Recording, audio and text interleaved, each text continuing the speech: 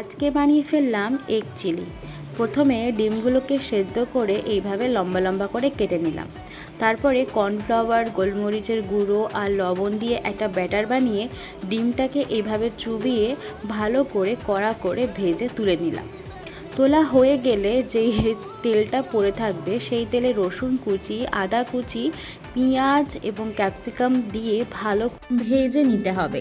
অন্যদিকে একটা পাত্রের মধ্যে আমি টমেটো সস, ভিনিগার এবং সয়া সস গুলে রেখেছিলাম, সেটা দিয়ে দিলাম।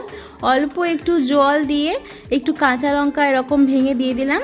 তারপরে একটু কষে গেলে ভাজা ডিমগুলোকে দিয়ে আর একটু ভালো করে কষিয়ে নিতে হবে। একটু গামাখা গামাখা করে নিলেই কিন্তু রেডি হয়ে যাবে আমাদের এগ চিলি। আর সত্যি কথা বলতে এগ চিলি সবার সাথে যায়, ভাতের সাথেও যাবে, পোলাও, ফ্রাইড রাইস, রুটি, পরোটা সবার সাথে কিন্তু চলে যাবে।